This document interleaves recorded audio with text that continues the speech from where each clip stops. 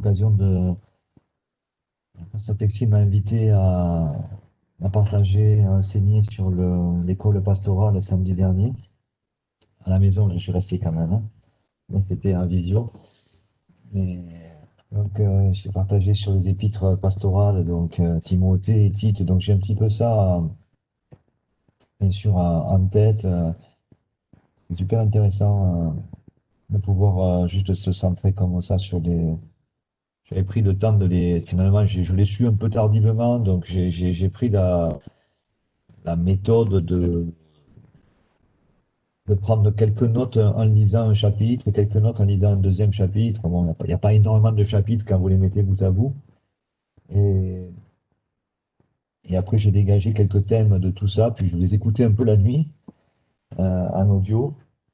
Et après, j'ai étudié les quelques thèmes que j'avais trouvé intéressants. Et donc, notamment, un thème qui est assez récurrent de la part de Paul, c'est sur la piété, sur l'attachement à Dieu. Donc, Paul va utiliser avec Timothée beaucoup ce thème. D'ailleurs, dans le Nouveau Testament, vous avez le terme piété qui est 22 fois. Et 14 fois, c'est Paul qui l'utilise. Et 12 fois, c'est dans les épîtres pastorales. Donc, on est la plupart du temps, ce mot est utilisé. C'est le mot Eusebia, Eusebia, Eusebia.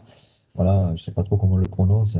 Mais c'est ce mot qui est traduit pour nous par piété. Alors, ça veut dire, c'est un attachement.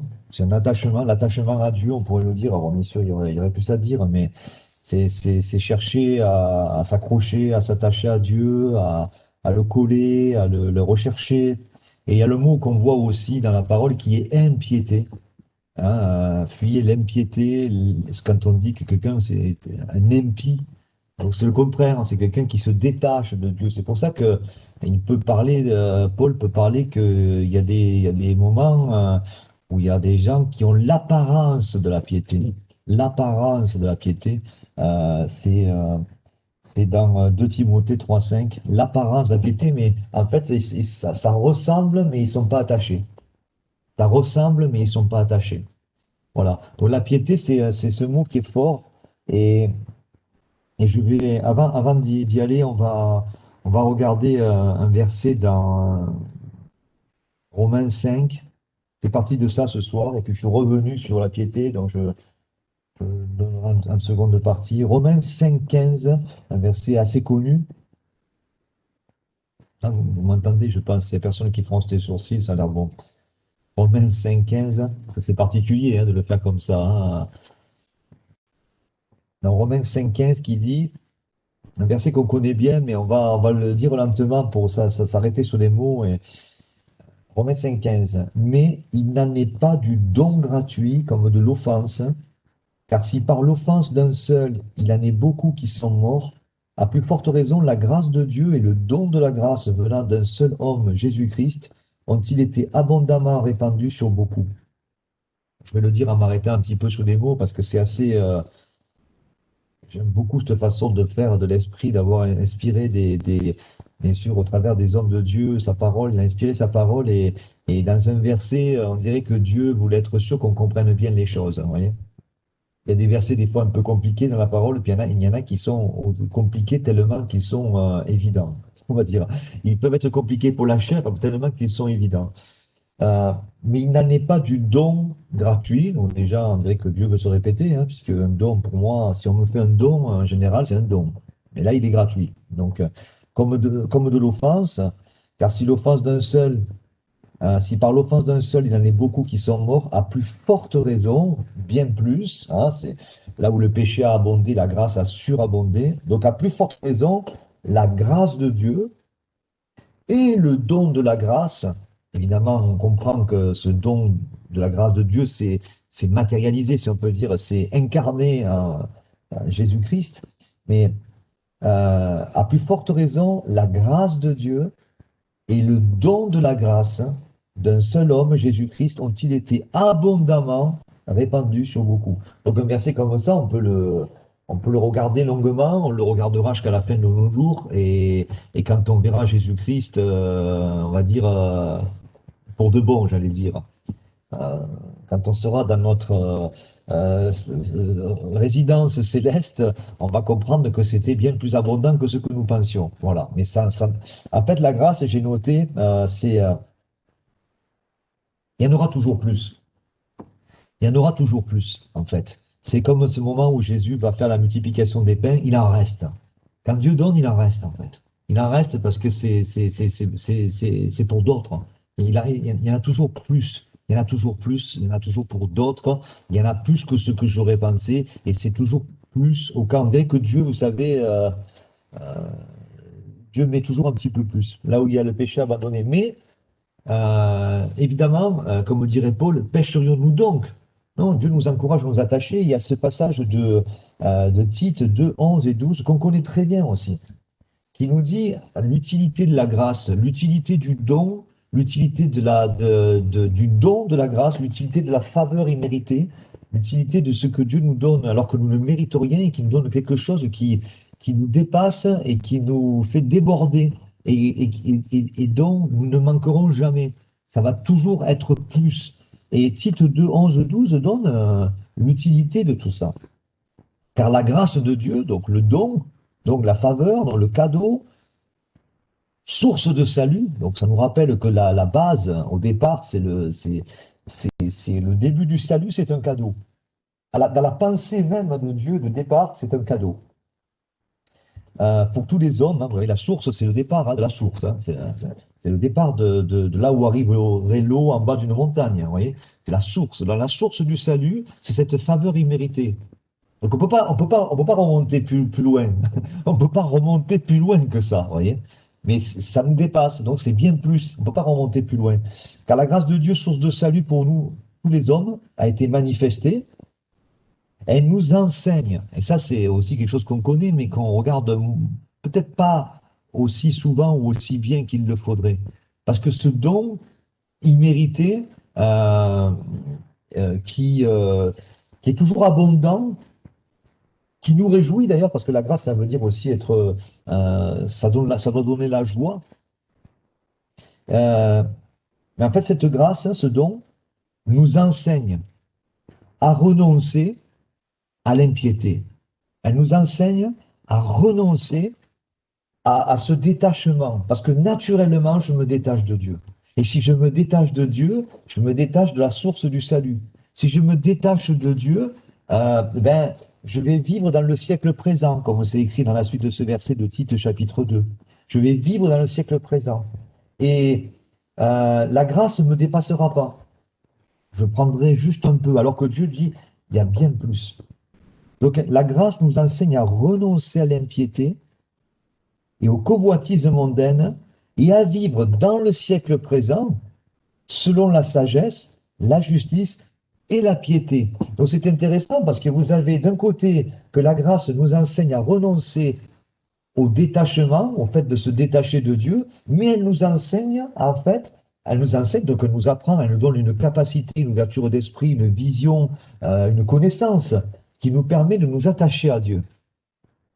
Donc, on voit bien que Dieu ne se limite pas à nous donner une capacité pour ne pas faire certaines choses. Dieu nous donne une capacité, bien sûr, pour ne pas faire certaines choses, mais pour faire autre chose. Et la grâce de Dieu, cette capacité qui nous dit, cette faveur imméritée, la source du salut, ce don abondant, abondant pour toi, te permet de t'attacher à Dieu. C'est pas pour que tu sois en liberté, enfin dans le mauvais sens du mot liberté, parce que justement s'attacher à Dieu, c'est s'attacher à l'éternité. Hein. Donc c'est plutôt libre comme démarche. Et ça va donner de la liberté d'action, ça c'est sûr. Donc Dieu nous dit pas, je t'accorde le salut pour que tu sois en pleine liberté, que tu fasses ce que tu veux, puisque tu sais que tu es sauvé. Non, je te donne cette capacité de pouvoir t'attacher à Dieu, à fuir l'impiété, à fuir cette idée de détachement, mais à t'attacher à Dieu, à être attaché à Dieu. Et quelques passages où on trouve ce mot piété, attachement, euh, exerce-toi la piété, Et on voit que c'est un exercice, vous connaissez, hein, 1 Timothée 4, 7, 8, vous connaissez ce passage des Écritures, hein, c'est assez connu en général. Exerce-toi la piété, il dit que l'exercice corporel est utile, mais à peu de choses. Par contre, cet exercice spirituel qui est la piété, c'est-à-dire je m'entraîne à m'attacher à Dieu. Et ça parle, les mots parlent quand même d'une pratique régulière comme un sport et d'une discipline. Et, euh, il y a des exercices. Moi, depuis quelque temps, j'ai repris depuis le mois de mai les exercices de musique, de batterie. Euh, J'aime, mais il y a une discipline. C'est-à-dire que si je me dis que je veux faire demi-heure chaque jour, trois quarts d'heure, une heure, ben, je dois avoir un programme, je dois travailler certaines choses qui vont être euh, pas toujours plaisantes, mais qui me donnent de plus en plus de liberté. Bon, là, je parle dans le jeu de la musique, dans la pratique. Pour un sportif, un peu plus de rapidité, un peu plus de souplesse, un peu ou de technique. Voilà, c'est ça, ça donne un bagage. Avec Dieu, il nous dit, ça c'est bien, mais c'est utile à peu. Par contre, la piété, l'attachement à Dieu, c'est utile à tout, parce que tu vas avoir les promesses pour la vie présente et pour la vie à venir vont devenir opérantes. Ça va devenir, vous savez, les promesses de Dieu, c'est aussi des choses qui se mettent en marche dans notre vie. C'est pour ça que 1 Timothée 3,16 dit le mystère de la piété est grand. Vous savez, un mystère dans la Bible, c'est quelque chose qui n'est pas encore révélé. Et nous vivons tous les jours en découvrant des choses comme si Dieu découvrait avec un tissu. D'ailleurs, c'est ce que veut dire Apocalypse, hein, Révélation, c'est le voile qui est ôté. Et notre vie de tous les jours, alors qu'on s'attache à Dieu, alors que Dieu surabonde, alors que je m'attache un peu plus, la grâce surabonde. Et comme la grâce surabonde, j'ai une capacité pour m'attacher un peu plus. Et comme je m'attache un peu plus, le mystère de la piété qui est grand, eh bien, les choses se découvrent. Waouh! Et je dis, alors je m'attache. Et comme je m'attache, je découvre que la grâce, source de salut, m'aide à renoncer à tout ce qui voudrait me détacher. Le mystère de la piété est grand. 1 Timothée 3,16. Le mystère de la piété. La chose qui n'est pas encore révélée, c'est grand. Mais ça se révèle parce que les promesses de Dieu, toutes ne se révéleront pas sur la terre. Certaines vont se révéler quand on va aller dans la prochaine étape de l'enlèvement du royaume. Mais dans nos vies, il y a des mystères qui se révèlent petit à petit. 1 Timothée 6,3 qui dit que la doctrine, c'est intéressant ça, la doctrine est selon la piété. Je crois que j'ai partagé ça avec les jeunes femmes à l'internat. Vous savez, quand on se dit les études, tout ça, mais la doctrine, c'est-à-dire la pensée de Dieu précise en catégorie, elle est selon l'attachement à Dieu. Sinon, tout ça n'est que des choses à apprendre par cœur, des règles, vous savez, des théorèmes, voilà, voilà, des choses qui sont finalement deviennent pénibles. Alors que la doctrine, elle est selon l'attachement. Et comme je suis attaché à Dieu, ça me révèle sa grâce, cette faveur imméritée. Et donc la doctrine, elle est excellente, elle est bonne, elle devient agréable. Le cadre est bon. Parce que le cadre me libère, parce que le cadre découvre le mystère, et le cadre m'empêche de me détacher de Dieu, mais au contraire, alors que je vois que la faveur est imméritée, ô combien imméritée, mais ô combien offerte en tant que don gratuit, alors je m'attache, et je m'aperçois que la doctrine, selon la piété, c'est comme ça que Dieu l'a prévu. La doctrine, c'est lui. C'est logique, hein, ce que je vous dis. La doctrine, c'est Dieu. C'est la pensée de Dieu. Donc, en s'attachant à Dieu, je m'attache à la doctrine. Si je m'attache pas à Dieu, c'est que des règles, c'est que des lois, c'est que des commandements, et ça me donne pas la vie. Je peux obéir, mais j'aurai pas la joie, je serai pas extrêmement réjoui, ce que veut dire aussi la grâce. Hein, vous savez, grâce, charisme, c'est pas des choses qui nous sont données qui nous arrivent comme ça, qu'on va faire on va dire, de spectaculaire, d'extraordinaire, des dons qui vont se manifester. Ah oui, il y a un don qui va se manifester, c'est Jésus-Christ. Ça, c'est le plus grand et le plus beau des charismes, c'est de manifester Jésus-Christ. Mais c'est ça qui va se passer, parce que la piété est une grande source de gain. Avec le contentement, c'est encore un autre passage qui parle de la piété, 1 Timothée 6, 5, 6, la piété elle le rapporte. L'attachement, ça rapporte. C'est comme une idée aussi de rémunération. La piété est une source de gain associée au contentement. Mais c'est assez logique, parce que quand je suis accroché à Dieu, je suis content, je suis joyeux, puisqu'il m'élargit. 1 Timothée 6,11, la piété, on doit la rechercher. On doit la rechercher. Recherche la piété, recherche cet attachement.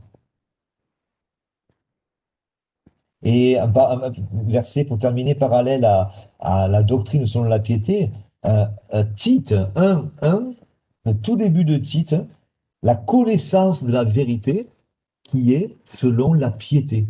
C'est en lien avec la doctrine. Vous connaîtrez la vérité. Si vous me connaissez, dit Jésus, vous connaîtrez la vérité vous rendra libre. Donc, connaître Jésus, c'est s'attacher à lui, c'est s'attacher à Dieu. Et s'attacher à lui, c'est réaliser que la loi est venue par Moïse, mais la grâce et la vérité sont venues par Jésus-Christ. Et cette vérité, comme on le lit, nous rend libres. Et comme je suis libre, c'est marrant, hein, comme je suis libre, je veux m'attacher. Plus je réalise que Dieu me libère, plus je veux être cet esclave, que va dire Paul va dire, le doulos. Un esclave, c'est quelqu'un qui est attaché à un maître. Hein.